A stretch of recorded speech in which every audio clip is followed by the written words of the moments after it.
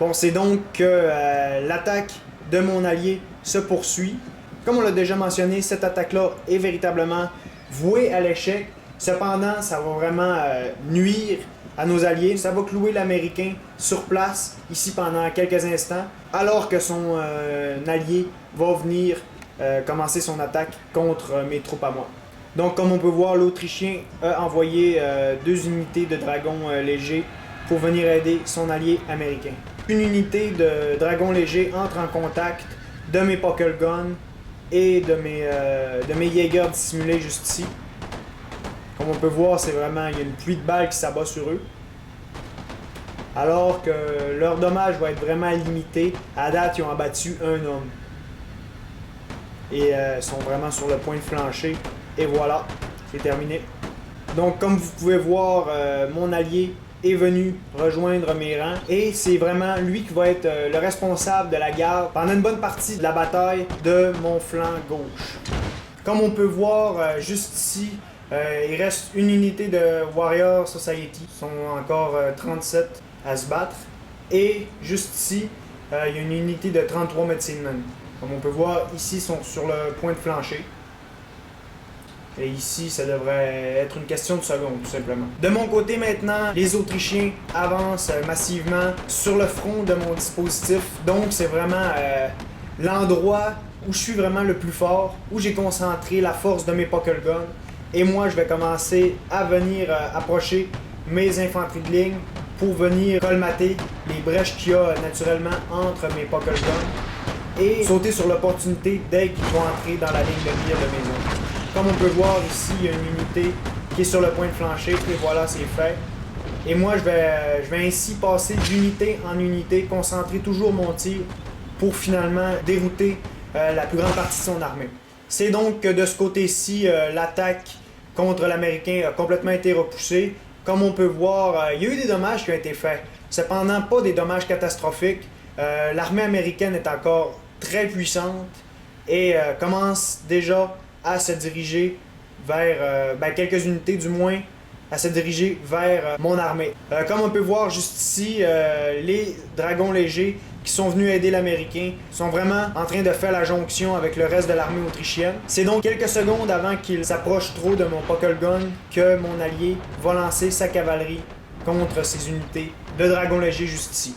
Donc, comme on peut voir, les Autrichiens viennent vraiment se frapper à un mur de feu qui est en fait personnalisé par mon armée. Bon, je tiens donc maintenant à préciser que cet épisode-ci est vraiment la contrepartie de l'épisode de la semaine dernière. Comme on peut voir, en fait, le dispositif est relativement similaire à celui de la semaine dernière, c'est-à-dire une armée très défensive, constituée notamment de Puckle Gun et de mortiers.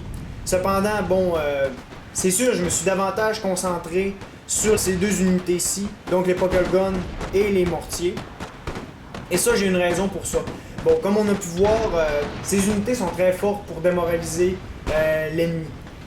C'est donc que la semaine dernière, c'était vraiment une armée contre une armée. Et durant cette bataille-là, j'ai vraiment fait une seule bouchée de mon opposant.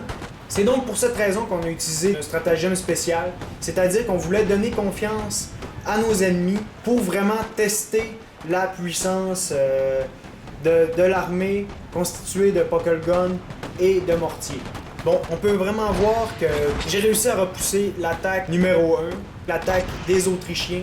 Donc, alors que ces derniers tentent de faire leur retraite, vont se faire harceler par la cavalerie de mon allié, juste ici. Comme on peut voir, la totalité de l'armée américaine s'en vient contre mon dispositif, juste ici.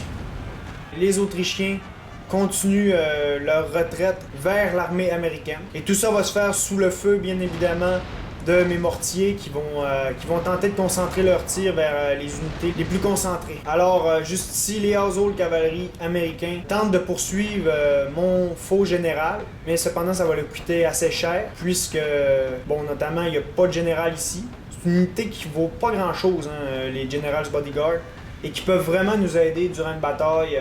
C'est-à-dire, c'est vraiment un très bon leurre qui peut faire en sorte que l'armée ennemie se sépare pour venir détruire ce général-là alors que cette unité-là vaut absolument rien. Donc mes mortiers continuent d'attaquer les armées ennemies qui ont fait leur jonction et qui s'en viennent détruire nos lignes juste ici, nos lignes défensives.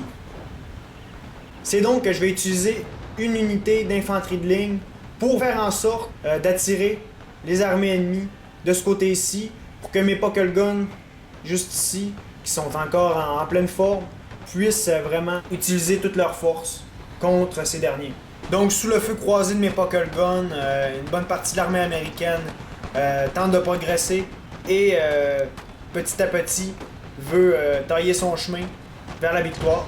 Donc les Medicine Men de mon allié et ses Warrior Society vont entrer en mêlée contre à peu près tout ce qui reste des Autrichiens, hormis une petite unité juste ici de 56 infanterie de ligne. Mes soldats prussiens vont venir aider ici. Et voilà. C'est donc que mes infanteries de ligne vont vraiment avoir servi. Comme on peut voir, ces unités-ci sont concentrées sur la destruction de cette infanterie de ligne-là. Donc mon allié va lancer son chef contre cette unité juste ici. Pendant ce temps-là, mon unité d'infanterie de ligne continue de tirer les balles sur le flanc de ces unités-ci. Mon faux général va donc venir aider le général de mon allié. Et c'est donc que ces deux unités vont tomber en déroute, suivi de cette unité-ci. Je lance une fois de plus mon faux général contre une de ces unités, la dernière unité autrichienne, ce qui va vraiment faire un gros dommage niveau moral. Et voilà, c'en est terminé pour l'Autrichien. C'est donc qu'il reste à peine 200 hommes du côté de nos ennemis, qui sont tous concentrés juste ici. C'est donc que mon allié va entrer toutes ces unités en mêlée contre ces derniers.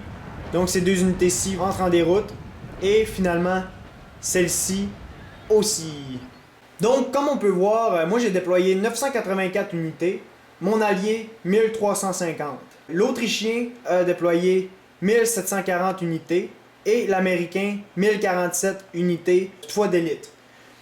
C'est donc que moi j'ai abattu 1159 ennemis, mon allié 574, l'Autrichien 312 et l'Américain 1218, dont la majorité va être des unités Cherokee de mon allié.